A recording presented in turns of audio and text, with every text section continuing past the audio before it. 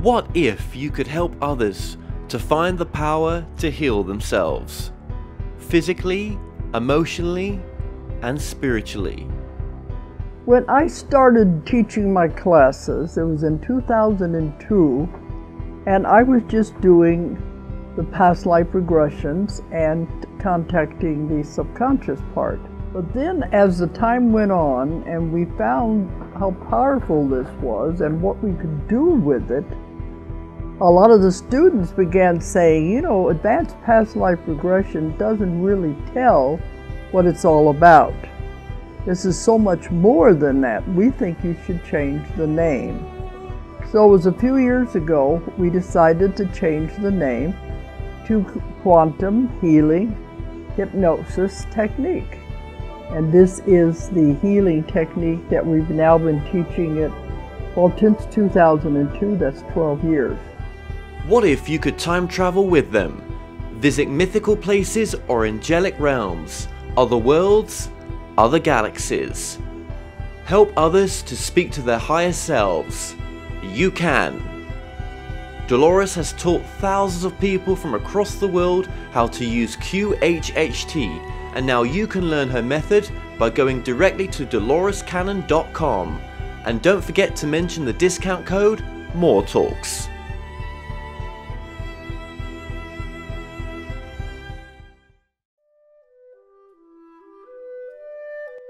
Established over 100 years ago, Watkins Books is one of the world's oldest and leading independent bookshops specializing in esoterica.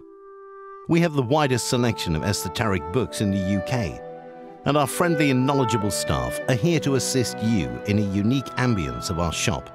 So come and visit us in the heart of London as we're open every day. The More Show is supported by Mindscape, Paranormal and UFO Matrix magazines, available for download on all major digital platforms. If you like what you watch, then don't forget to follow us on Facebook and Twitter for the latest updates on The More Show. Remember to subscribe to our YouTube channel for new weekly television and radio shows.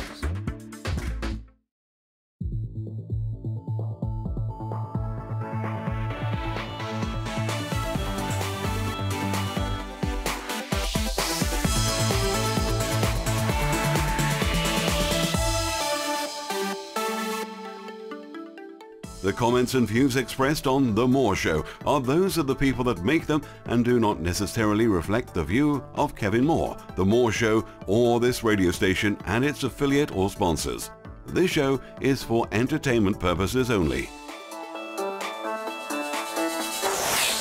Broadcasting from the UK and across the world online, you're now watching the UK's only alternative late night talk show. And I'm Kevin Moore. For the next hour, I'll be covering subjects that will open up your mind and provide you with information you may have never heard before. On today's show, I'm joined by Melody Fletcher, who will discuss her latest book, Deliberate Receiving. Finally, the universe makes some friggin' sense. It's a practical guide for anyone who was inspired and excited by the promise of The Secret, but felt that it fell flat when it came to the actual details of how to manifest your desires in real life. This book guides you through a step-by-step approach to figuring out what you truly want, why you don't have it yet, and exactly what you need to do to get it. It will leave you with a whole new understanding of the universe, mechanisms, and empowered to deliberately receive more abundance, fun, and passion in your life. Melody Fletcher, welcome to the show. Thank you very much. It's great to be here, Kevin. It is great to have you on. Now, just for the audience and for myself as well, before we get into your book, what were some of your influences, sort of early spiritual influences as well, in some of the material that you read to get you to the book that you've had published now with Hay House? Well, The book was influenced mostly by my own work. I am a channel, although I'm not a trance channel. I don't go away. I don't bring through an entity or anything like that. I just connect with, my own source and people's higher beings. But my influencers were, again, mostly channeled information. Abraham Hicks is a really big one for me. Esther Hicks, who channels Abraham. Daryl Anka, who channels Bashar. Osho, for example, and other teachers. But those would be the most influential, probably. And then I've also done quite a bit of work with shamans in the Amazon and in the Peruvian mountains, which has heavily influenced my work as well. Absolutely incredible. So I thought there was something different about yourself, and that's the reason why you've come onto my show. I know it is now. The channeling. Now, obviously, was the Seth work as well? Did you come across the Seth work, and was that quite influential towards you? Actually, Seth was the very first one. Thank you for reminding me. Seth was the very first one that I came across, probably in my early 20s. And unfortunately, Jane Roberts was already deceased by then, so I wasn't able to go meet her in person. But the Seth books were the very first ones that I found, and they were quite high level to sort of start with, because Seth was very technical. And it wasn't until probably about 13 years ago or so that I found Abraham. And then that got me, they were a lot easier to sort of understand, brought it down to earth a little bit more. Bashar, on the other hand, is again much more technical. But it was really Abraham where I started to do this full time, started to listen a lot, started to really think about it. Because before I was always distracted by work, distracted by life. I would go down the spiritual journey a bit and then go back to workaholism and then go back to the spiritual journey a bit. And, but definitely have been influenced heavily by Seth as well. Yes. That's very interesting. Now, yeah, we've got Bashar coming on next year. We've had Lee Carroll. He came on this year. We've got a few other channels coming on as well, because myself, I've started channeling this year, so I'm just doing my first book. But the funny thing is, it's told me that my second book that I'm going to do is all about abundance, the law of attraction. And it's, I never went out to go down that path. And but it's come more and more into my life right now, even with authors like yourself coming on. It's all very connected, and I can't quite get it yet, but I know there's a bigger picture here for us and everyone else. Now, obviously with the Seth material as well, that heavily influenced Abraham Hicks, Esther Hicks. I don't know if you know that, but yeah. That's one of the shifts that they went through when that material came their way. Obviously, what they do now is just incredible, and the work they do. Yeah. But with yourself, it's also very incredible and really great stuff that's coming through. So you would say you were a channel, but it's not. Just explain that for us, just how you think. Yeah, that's I mean, I don't. It's connecting to a stream of consciousness. I've heard people call it different things. To me, channeling, whether or not you're bringing through an entity or whether you're just, but reading energy and connecting to higher consciousness, to me, it's all a form of translation. And so what I really call myself is a translator. I'm a translator of energy. But the translator does bring their own flavor to what's being translated. And so that's what I bring to the table. So it isn't that I'm so incredibly wise, although I would love to claim that. It's that I connect to an energy that and then have the ability to translate. And a lot of other people do as well. And people translate in different ways. And some people are more comfortable leaving the room, so to speak, where they sort of shut off their mind completely and sort of give themselves over to their unconscious, where they're then completely channeling that entity, where that's how they get out of the way.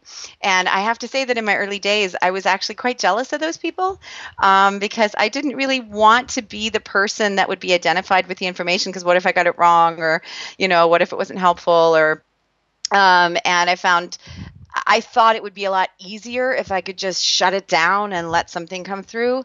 And I was sort of told, very unequivocally at some point, I fully accept this now, but because I always thought, why can't I be like Esther? Why can't I be like Esther?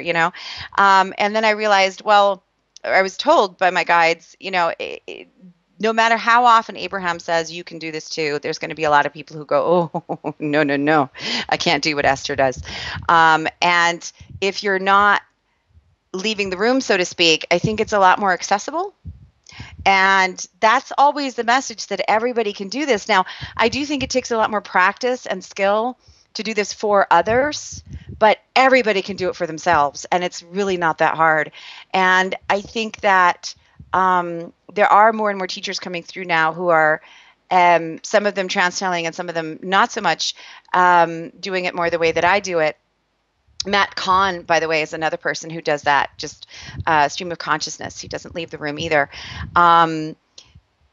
because it's sort of making it more accessible for people to be able to do this for themselves and for them to believe that they can. Because if you look at Esther, she's been doing it for 30 years. She brings through Abraham with such ease.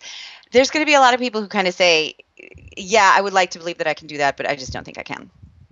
Yeah, and I'm surprised actually how accessible Esther has been to people, in the sense that more and more people are okay with the way the information is coming through. I think it's difficult sometimes that not everyone can attend, such events, because obviously they cost quite a bit. So it does limit where the information coming through sometimes.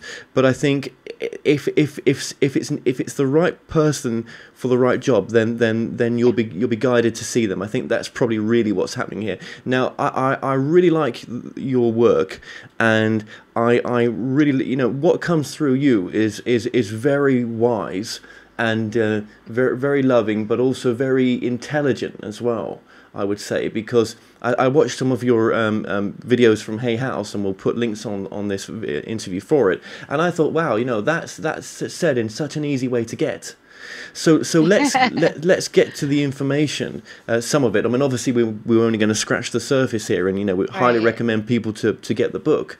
But let's welcome people to the game. What is the game, would you say, with your work?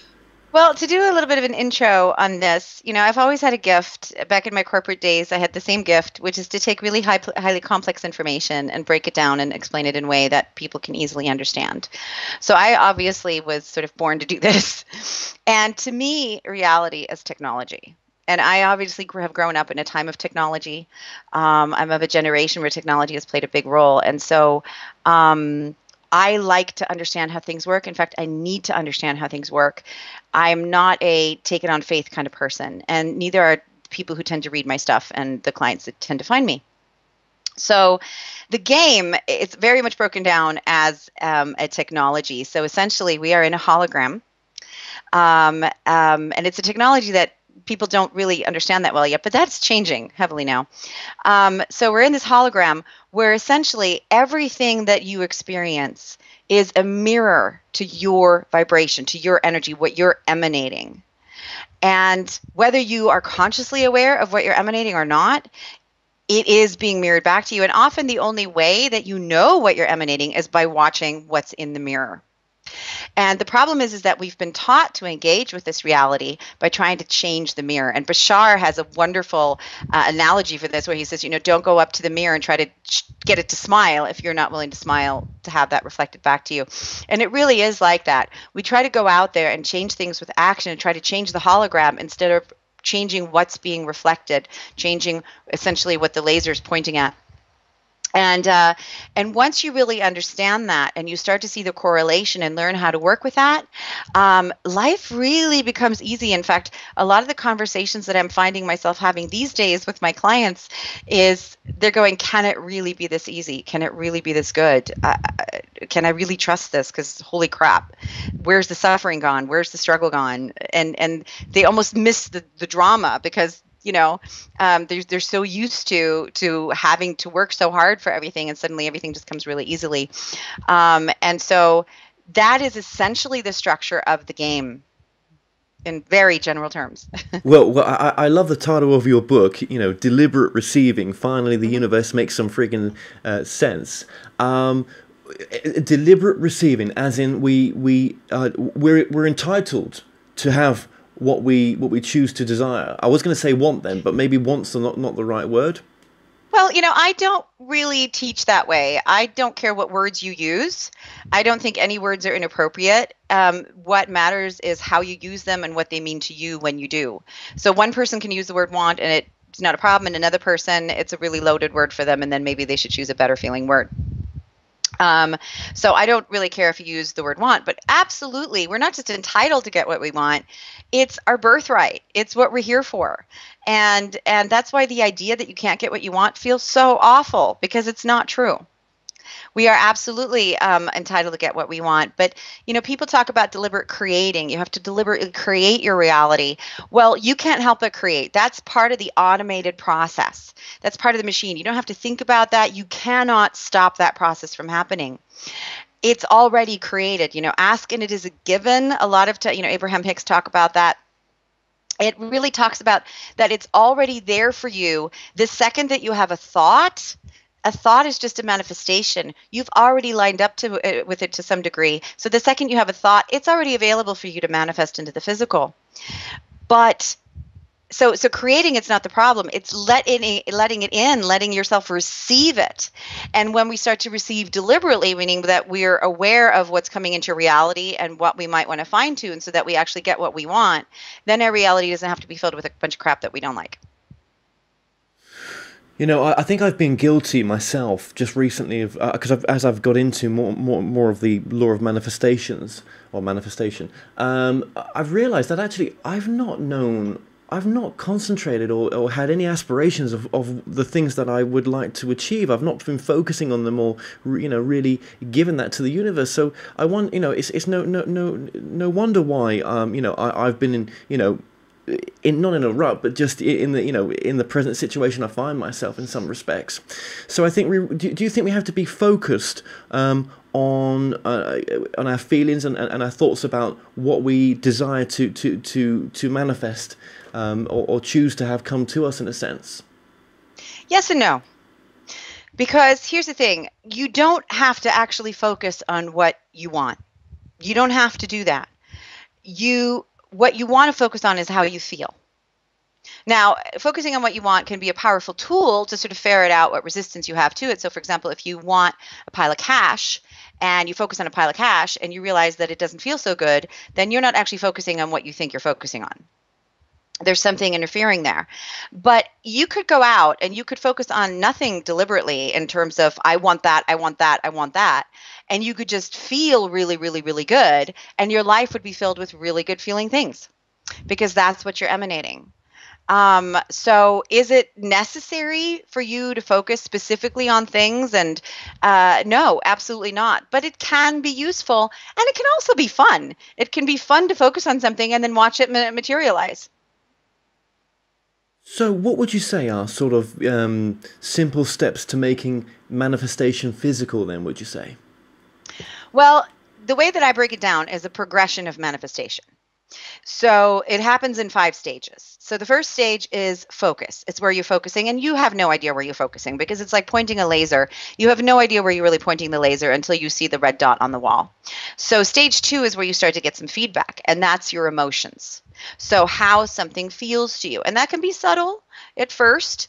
And don't worry if it's subtle because it's a progression. Everything's a progression. Nothing just pops into being and nothing just leaves. Everything either waxes and wanes. And if you look at nature, that's exactly how it happens. You don't plant a seed and an acorn tree just, blows up. It grows. It grows or it shrinks. And so every stage after stage 2 is really just an amplification of that emotion. So in stage 3, that's where you get thoughts, memories, and ideas. Thoughts, memories, and ideas are manifestations. They're non-physical manifestations, but they're manifestations. So that's why I said a thought is a manifestation. When a thought comes in, you have already started to line up with whatever that thing is. And this works, by the way, whether it's something that you want, something that feels good, or something that you don't want, something that feels bad. It's the same exact mechanism. And so when those things come in, you cannot have a really good memory if you are on a negative progression. And you can't have a really, and you can't have a bad feeling memory if you're on a really good feeling progression. And so, for example, you'll hear people say, I don't have one single good memory of my dad. And it's because they've got a really negative progression going there. And then when we clear blockages, suddenly they remember, oh yeah, I did have fun with them. And because those memories could not manifest.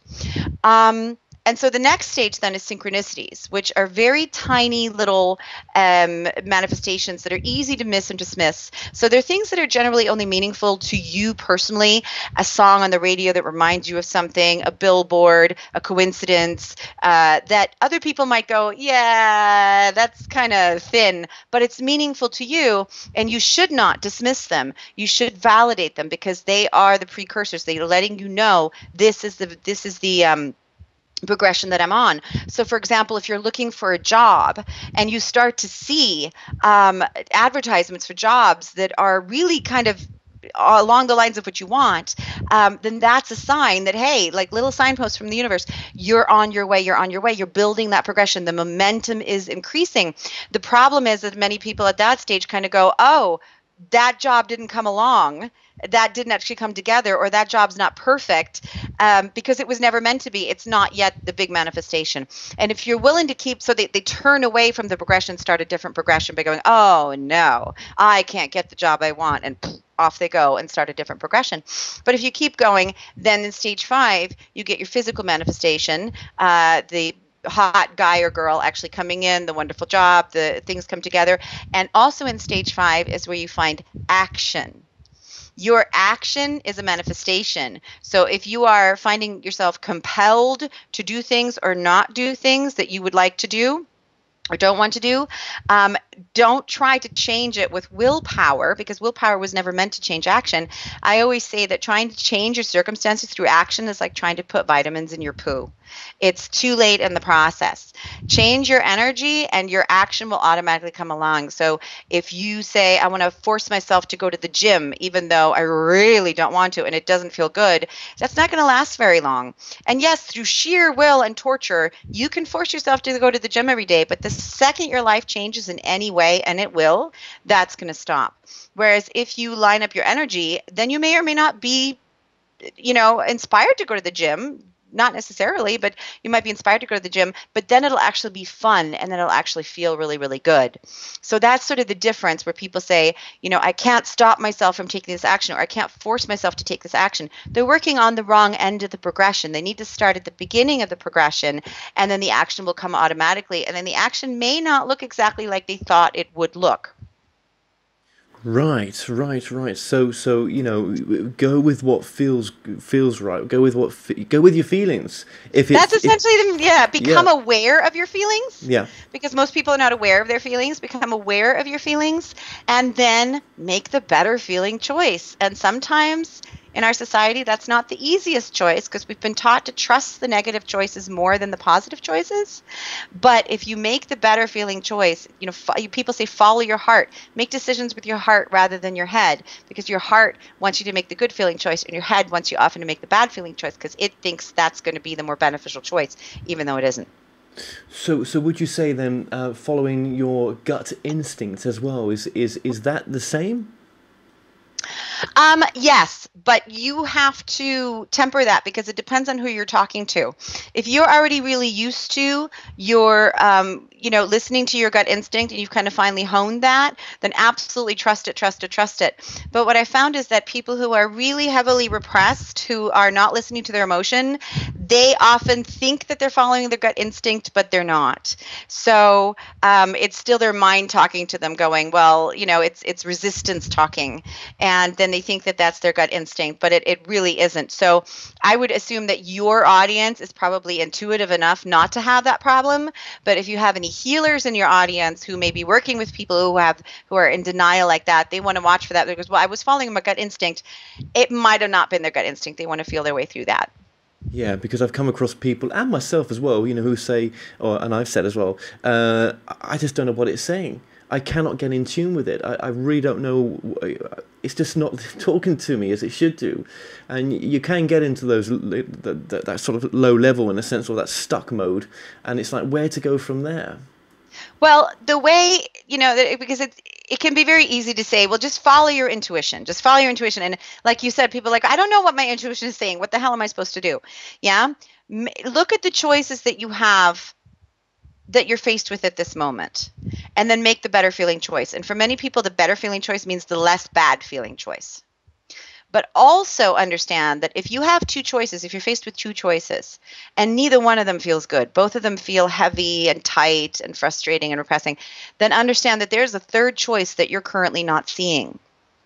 And just that shift, just that acknowledgement that there may be another solution, another way that's actually easier, often opens up a lot of energy and gives people access to a whole different perspective, a whole different solution that they did not realize was there. But by deciding I have to choose between A and B and A and B and A and B, and neither one of them is pretty, and I have to give up a lot over here and I have to give up a lot over there, and I don't want to give up either one, they become so locked into that paradigm that they can't see what other choices there are. There's always that third choice. There's always a better feeling choice. But oftentimes we don't allow ourselves to see it because we've decided that, sacrifice is the order of the day and compromise means sacrifice. And I have to, life is hard and this is just how it is. And I can't get what I want and all of that bullshit.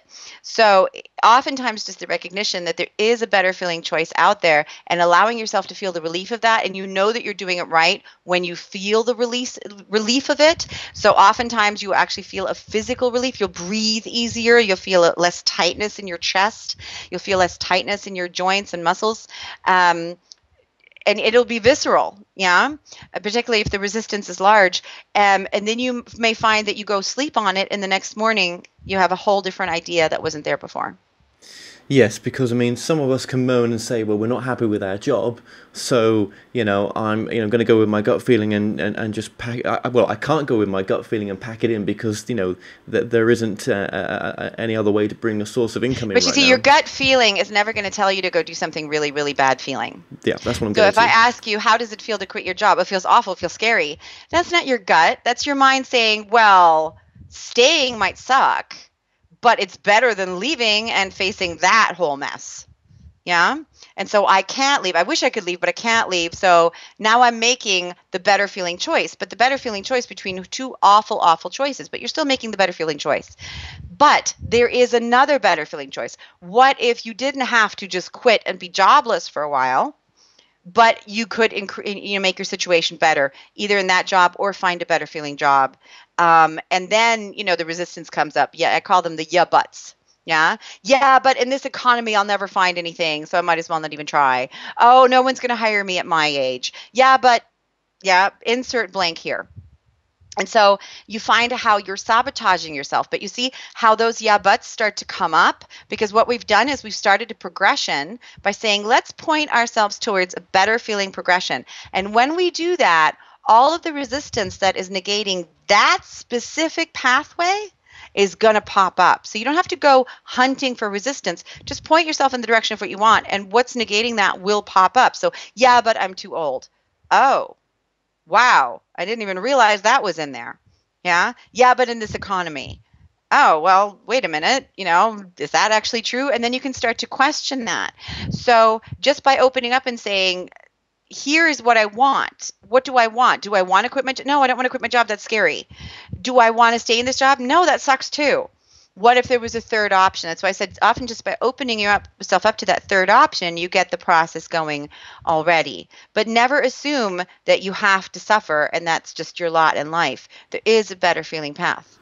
No, some people say until I see it as a reality, I can't, go in that direction and try to, pretend I've got something when I haven't, and try to see the manifestation process through.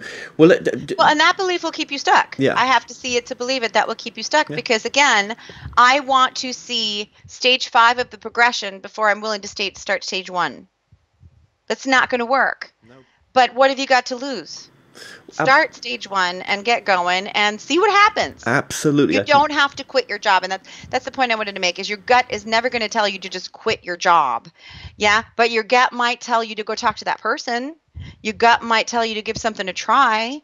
Your gut might tell you to open the paper that day and look at the job section, even though you haven't been inspired at all to go look at it and haven't had any luck with it.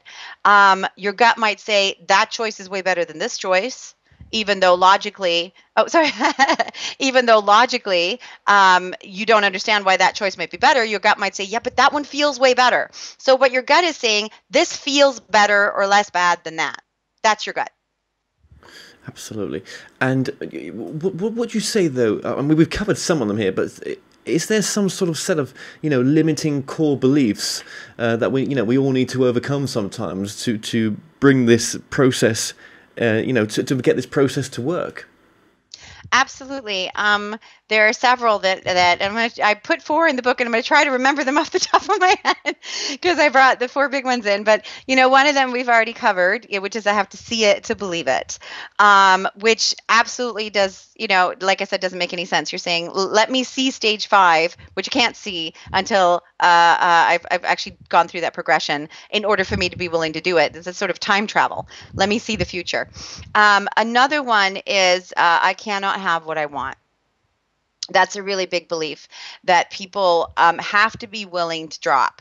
I can't have what I want, which is a lot of the time is still very pervasive in our society. Life isn't easy. Life is hard. People don't get what they want. You can want it all you want, and you can change it to desire if that feels better to you. But basically, my life doesn't get to be good. Yeah, that's not in the cards for me, which is a really self-defeating belief because the universe will always prove you right. This mechanism will always prove you right. So if you put out there life is hard, your life will be hard. If you put out there I can't get what I want, the universe is like, oh, we were going to bring it all to you, but I guess, he wants to not get what he wants. Okay, so there you go. Not going to give you anything. And so that's another one of those core beliefs that you kind of have to change in order to really successfully, do this work. Another one of those core beliefs, and core beliefs are beliefs that sort of underlie everything that if you don't clear them, they make the rest of this work impossible because all the other beliefs come after. So another one is that there's only one truth. That I'm right and you're wrong, or you're right and I'm wrong. And we're all searching for that one truth. And if we can just find that one truth, then we'll have it. And this is why when people find something that works for them, they want to go out and they want to evangelize and say, this technique works for this. Is why I don't teach techniques so much. I teach underlying principles that you can then apply to all kinds of techniques. Yeah.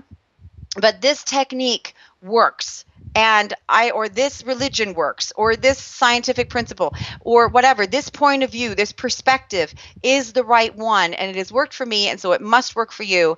And why isn't it working for you? There must be something wrong with you, because I'm right and you're wrong. And of course, there is not just one truth. There's only perspectives, which means that there is your truth and that there's my truth. And just because something works for me doesn't necessarily mean it's going to work for you.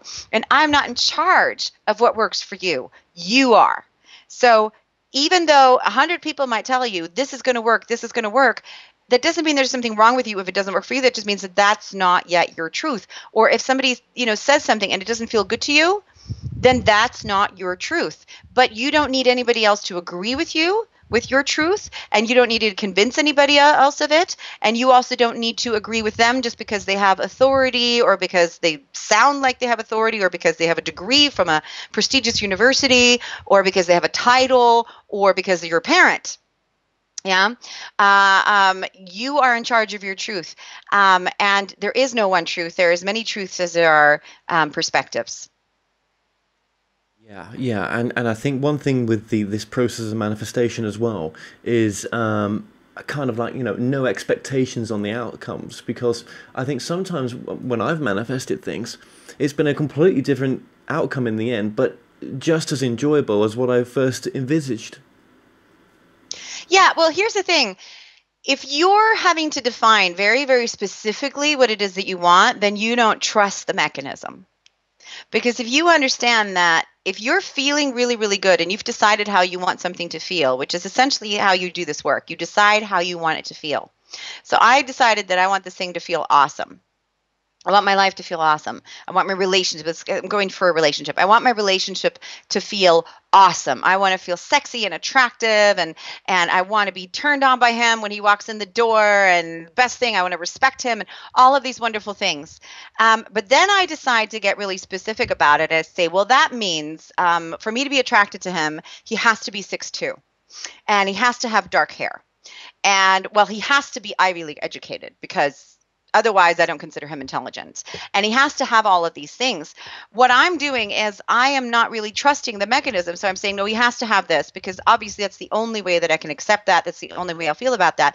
But that's not actually true, because who cares if he's Ivy League educated, as long as he gives you that feeling of, oh my God, I'm having such intelligent conversations. It's so much fun. Who cares if he's 6'2", as long as you're really attracted to him? Yeah.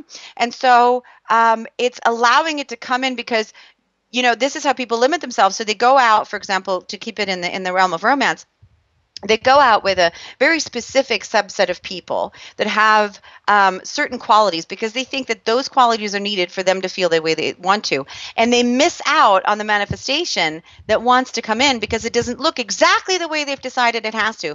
And if it deviates even slightly, they don't want any part of it. Yeah. And I think opening yourself up as much as possible to whatever, as long as it feels like that. And I trust that it feels like that. It's because people are scared that they're going to have to settle. If I don't define that he has to be 6'2", then I probably won't be attracted to him. And then the universe is going to bring me some short little dude, and I won't be attracted, but he'll be my soulmate. Well, that doesn't make any sense. How is he your soulmate, or how is she your soulmate if you're not fully attracted to them? So if you trust the fact that it's going to feel like that, then what does it really matter what the parameters are? And know that you're only ever going to be limiting your manifestations by applying specific parameters. You're not ensuring success. You're actually limiting the chance of success in every case. Okay, so relationships are, you know, obviously are very important for people as well, in the case of manifesting. But what about when it comes to manifesting wealth? So, for example, we've written down that we want to, you know, achieve a certain figure, a certain income. We've not set a timeline on it. We've just said, this is what I'd like to achieve. And potentially we've put on there as well, you know, I'll achieve this by doing this, this, and this. Is that, how do you, you know, bring in wealth into the manifestation process as well? Well, first of all, I don't really talk about wealth that much. I talk about abundance, you know, because that's generally what people really want. Because, and the way that you know that that you don't just want wealth is, if I was to give you $1 million, but you had to work 24/7 for it and weren't able to enjoy it at all, would that be great? Then most people say, no, that's not what I want at all. I actually want the freedom that I think that money will get me, and I want everything that I think will come with it, which is actually abundance. Yeah, I want the ability to do what I want to do when I want to do it. And so what's the feeling of abundance? The feeling of abundance is freedom, security. There's all kinds of different things in there. And so it's always best to start these things sort of in the general feeling place. How does it actually feel, rather than trying to achieve, again, working backwards by saying, if I build up this business, or if I have $1 million idea, or if I get this promotion at my job, then I'll be able to feel abundant. Because what you're doing with your energy then is you're saying, I don't feel abundant now. And all there is now. So I don't feel abundant now. I don't feel abundant now. I don't feel abundant now. I don't feel abundant now. The universe can't bring you abundance. Your mirror cannot mirror abundance back to you if you're not willing to project abundance. Yeah. And so if you can get into the feeling of abundance now, then more things, more manifestations will come into your reality that mirror, that represent abundance to you. Your life will get progressively more abundant. So that's kind of where I always start with these things. Now, is it wrong to have a goal? Say, I want to build this business, or I want to get this great job? No, it's not wrong. Nothing's ever wrong. But my question is always, how does it feel? If it feels really, really joyful, yeah, then go for it. I want to build up this business. I want to start this company. I want to work in this field. I want to do whatever. It doesn't matter. How does it feel? If it feels really, really joyful and inspired, and that's your passion, fantastic. But don't ever do it just for the money. Because if you're doing it just for the money, then you're essentially imprisoning yourself and saying, I'm willing to sacrifice in order to get abundance, the abundance that I don't have now. And then it will always be a sacrifice. It will always be a struggle, because that's what you're willing to do. That's what you're settling for. Does that make sense? Yes, it's pretty deep stuff. Okay, so to be abundant in the moment now, with everything you've got, no matter if it's not what you would... Not with everything you've got, because that's a really loaded statement. Because it makes it sound like, you know, look at your shitty life. Am I allowed to say shitty on your thing? Okay. Look at your shitty life and just appreciate it all. And that's not realistic, because you know, you can pretend to do that, but you cannot fake this stuff. You cannot fake this work. Yeah. And so for me to say to you, just look at your life that you obviously don't like and feel abundant about it. Look at that huge bill that you don't know how to pay and feel abundant. That's not realistic. But you don't have to look at all of your life.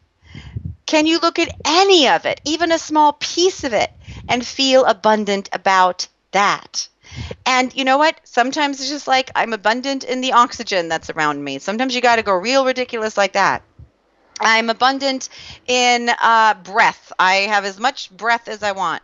I'm abundant in bills. I have tons of bills. I'm abundant in bills. I'm abundant in lack. I'm abundant in, you know. But a lot of the time, people, when they start to really look for abundance rather than looking for lack of abundance, they will find some. You know, you can find it in nature. You go to the ocean. There's more water than you could ever use in the ocean. Yeah. There is, you go out to the forest and you see abundance everywhere. A lot of the time, unless somebody's really bad off, the exercise that I do with people is they say, I don't have enough money. I don't have enough money. I don't have enough money. And I say, well, what do you not have enough money for? And it turns out they don't have enough money to do the things that they want to do in the future. But they actually have enough money now to cover what they need to pay right now. So if you bring it into the now and you say, do I have enough money right now, right this second in time? Is there anything that I want to buy that I can't buy right now? Well, no, I'm sitting here talking to you right now. So obviously right now, money's not an issue for me. So don't bring in the money issue that you think you're going to experience tomorrow or next week or next year into right now. Right now, can I pay my rent? Can I pay my food? This month, can I pay for my bills? Oh, well, yes, I can. Well, then what are you bitching about? Focus on that. Yeah, but I want to do this thing next year, and I'm afraid I won't have enough money to do that. Yeah, but do you want to do that right now? Do you want to do that this week, this month? Yeah, bring it into the now as close as you can. Look at a shorter period of time. And sometimes you got to bring it right into the second, yeah, to get that feeling. But it's amazing what happens to people's energy when they realize, oh, wow, I actually have enough money to survive right now, because I don't have enough money. That's a survival statement. That's I don't have enough to survive. And it brings up anxiety and it brings up pressure. When really what they're saying is, I want to go to Europe next year and I don't have the money to do that. And yet their mind has twisted it into a survival issue. I don't have enough money. I don't have enough money. Then they have all this pressure. And then what happens every time they get a little money, a bill comes along and takes all the money away. So they never get ahead. When you get into, I have more than enough, and you actually look for evidence, no matter how ridiculous, it's how it makes you feel. It doesn't matter. Yeah. Get into evidence that you have more than enough. And even if you just have 1 pound more than you need every month, that means you have more than enough. You have more than enough. And if you get into that feeling of more than enough, then you start that progression of a manifestation, and then you start to see manifestations of that ilk coming to you. Yeah, this is why a lot of times people teach tithing. And it isn't that the universe rewards tithing or God needs you to tithe. What tithing can do, doesn't do it for everybody, but what tithing can do is put you in a vibration of, I have more than enough because I've got so much that I can give. And if it does that for you, it can be a very powerful tool that kickstarts your abundance. But if you are tithing from a place of resentment or obligation, or because you're trying to make something happen, but it doesn't actually change how you feel, it's not going to work for you. This is why I teach processes, not tools. Yeah, because tithing is a tool. And we can talk about vision boards as well. Yeah, but these are all tools. And if you are not using them to actually change the underlying feeling, the underlying energy, the tool is useless. Right. Okay. This is kind of an important bit. This is so yes. Let's bring it back to the now. Now is all that matters with the right this second, as you say, and if we can be happy and abundant in the moment now with like you say, sensible things, yeah, no matter what they are, even breathing, that, you know, it only brings more abundance. So, and also, you know, being true to yourself and doing those things in your business life or your part-time life or whatever it may be that's going to build something up. It's those things which you are in alignment with your feelings, where you're happy with it, you're content, you know, it's what your passion is in a sense, or what your love is. May not be doing it for the money, but for the love of it. How do we grow that to achieving goals that we might want to set ourselves? So, okay, I've got a goal that, you know, I want so much money in so long a time frame or something to be able to use it to do this. Well, like I said, why do you want that money? Because I want to use it to do something with it. But that manifestation's got nothing to do with how much money you've got. No, but that's a standalone manifestation. So, but this is the process, you see, because people very rarely actually want to manifest money. Money is a means to an end. Cool, yeah. So why not go straight towards the thing that you want and trust that as you line up with that, it will come about. It may or may not come through money. Right, so scrap the money idea and go with that thing that, or that whatever it is that you want to get to. So I want to have a new car, or I want to you know, go on that holiday, or I want to move away. You know, or I want to emigrate somewhere. Yeah. So if you say to me, I want a new car, then the first thing I'll ask you is, why do you want a new car? And not because you need to justify and have a good reason why you need it. It's not like the universe is judging you. You need to have a good reason, otherwise you don't deserve it. You deserve it. But why do you want a new car? And then we might figure out that it's, you know, or why do you want that specific, what kind of car do you want? Why do you want that specific car? Well, because I think it would impress the neighbors, because I think it would make me look successful and it would make me feel successful. Well, if the car represents feeling successful to you and you don't already feel successful, that car can't manifest, you see. Because the evidence of your successful feeling can't manifest until you already embody that. But let's say that we find, you know, I want a 1965 Mustang convertible. I don't know. I'm not great at cars, but some kind of really, you know, classic car like that. And I say, why do you want it? Oh my God. And you start talking about it. And as you talk about it, you realize that your heart is starting to sing, and you can already feel the wind in your hair and how it will feel to tinker with it. And it just makes you so excited, like a little kid. That's the feeling. There, you've got it. And now all you got to do is trust that it will come along. Don't get in the way of it. And as you do that, pay attention to butts up. Oh my God, I want it. But yeah, but it's going to be too expensive. Why does it have to be too expensive? Why not make that part of the vision? So visualize it coming to you and you being easily able to afford it. Don't visualize a certain price. Just easily able to afford it. Right. That feels a lot better. Yeah. Yeah, but my wife's going to have an argument with me about it because it's a stupid car. It's not very practical. So I wanted to come in a really good feeling way that my wife will be all right with. I don't know what that will look like. That's not my job. But that's how I wanted to come. And I can see her smiling. Oh, that's a little bit harder. But yeah, okay, as I think about that, that does feel a lot better. You see, this is the process. So you point yourself towards what you really want, and figuring out what you really want is a process in and of itself. Like I said, because you might look at that car and realize what you really want is to feel successful. It's got nothing to do with the car. You just think the car is going to give you that. But when you find that thing that really makes you go, ooh, yes, yes, yes, yes, that's going to be so much fun. And fun is the operative word. That's what you want to be looking for. The stuff that sounds like it's going to be really fun, because you don't need any other justification than that. You don't need any other reason than that. It's going to be fun. Yeah? Yeah. And then focus, notice the yeah buts that come up and negate them. Like create the opposite of that as part of your vision. So I want it to be affordable. I want it to be easy. I want my wife to be okay with it. Now that resonates a lot of truth. That does. You know, that excited, in love feeling with that which you want to experience.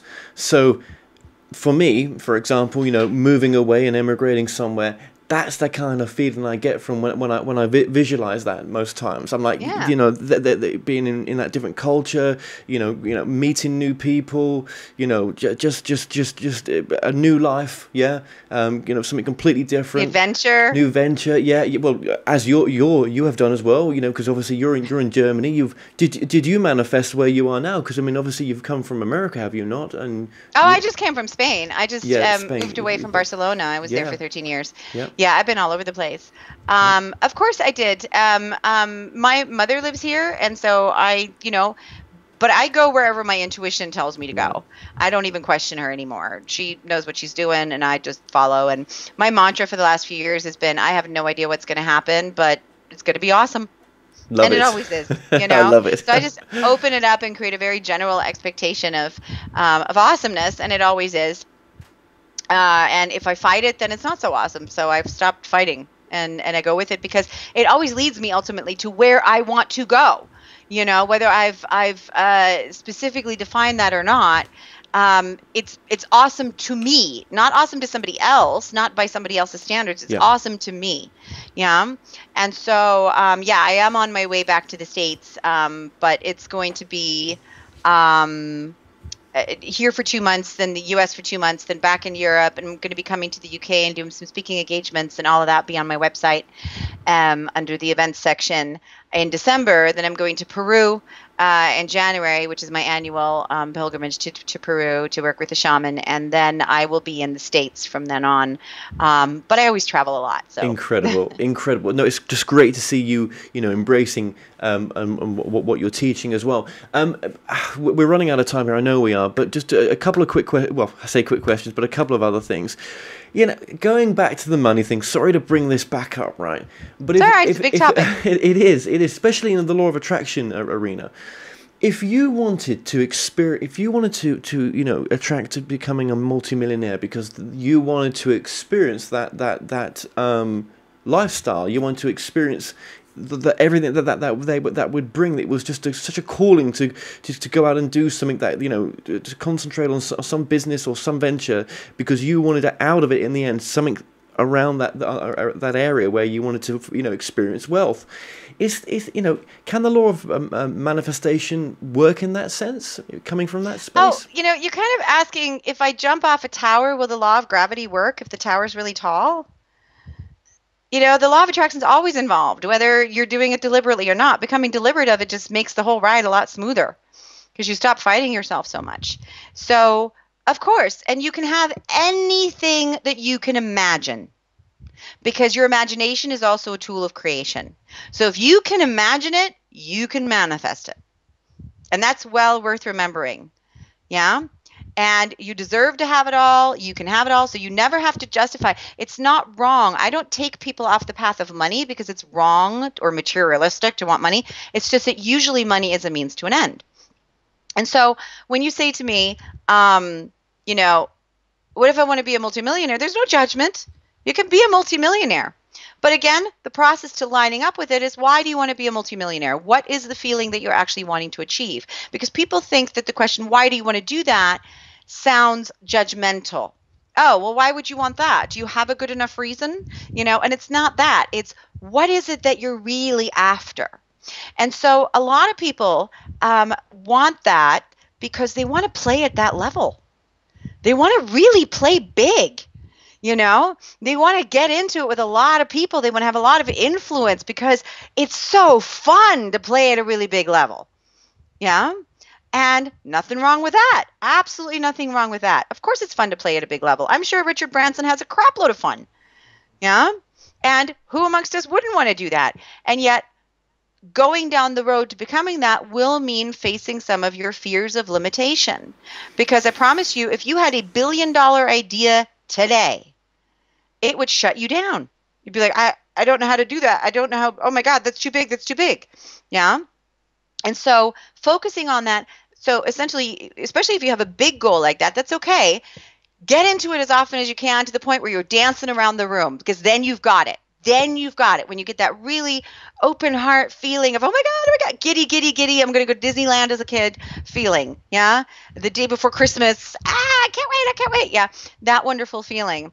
And then like I said, focus on notice the yeah buts that come up. And if you get rid of those, then you'll just be there. And then notice the breadcrumbs, the path that opens up. And you will never see the entire path. You'll only ever see the next step. And then you have to have the courage to actually engage with that, to actually go and do to take advantage of the opportunities that are opening themselves up to you. So, for example, you may be focusing on, I want to live abroad, it's so much fun, and yay, and this is so great. And then somebody comes along and says, oh my gosh, I have an opportunity for you to come and stay in my house in France for 6 weeks. And would you like to go do that?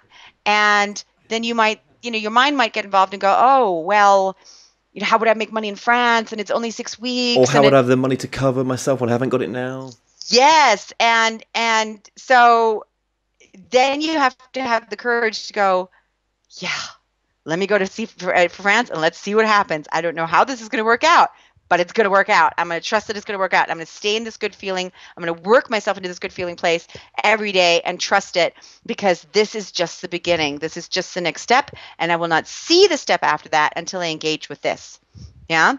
Or you may decide that it scares you so much that that's actually not a good feeling choice, in which case you've just uncovered a huge bit of resistance.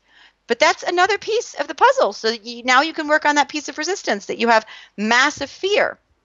Yeah, that can happen too. Well, but if it scares you just a little bit and your mind's wanting to be all logical about it, have the courage to take that next step and decide that it will work out, because it does, and better than you ever can hope. It's kind of like going into the blackness, because you may not have enough money to support you. You don't know, there's no welfare system where you might be going, just as an example, of things. You just don't know what, it seems a crazy thing to do.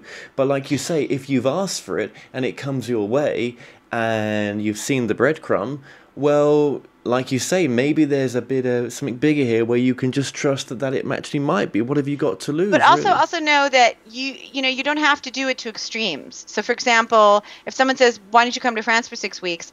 you may not want to give up your apartment in the UK. You may say, "Let me just go for 6 weeks," and you don't have to do it in a way that's going to harm you. You can There's save always that other solution. So it might pop in your head, oh my gosh, what if I got somebody to take my apartment for 6 weeks or 6 months? Because 6 weeks, so 6 months. And then as you open yourself up to that, somebody comes along and goes, oh, hey, my friend needs a place to stay for the 6 months. They'd pay you rent. Hey, there we go. It will come together, because I don't want you to make it sound like, you have to have the courage to go down the road of suffering. It's not the road of suffering unless you decide that it is. So it's still often scary, but if you then get yourself back in a good feeling, the road will open up so that the path feels good, that those solutions come in. So it doesn't have to be, oh, let me, that's like I said, you don't have to quit your job and be homeless for 6 months in order to get the awesomeness. Remember that the path and the goal will feel the same. So if you're going down a horrible feeling path, you're not going to a good feeling goal. Yeah. So don't expect that you have to go down a horrible feeling path. It doesn't have to be risky, but it often still feels risky because people are so myopic often. They're like, oh, if I go to France, things could go wrong. And what if this doesn't happen? And where will it really take me? And then I might miss out on some other opportunity. It's not, let me quit my job and go off for 6 weeks. Yeah. It's, maybe I can go on hiatus. Oh, I hadn't even thought of that. Or maybe I can, because it will come together easily if you allow it to. That's really worth remembering.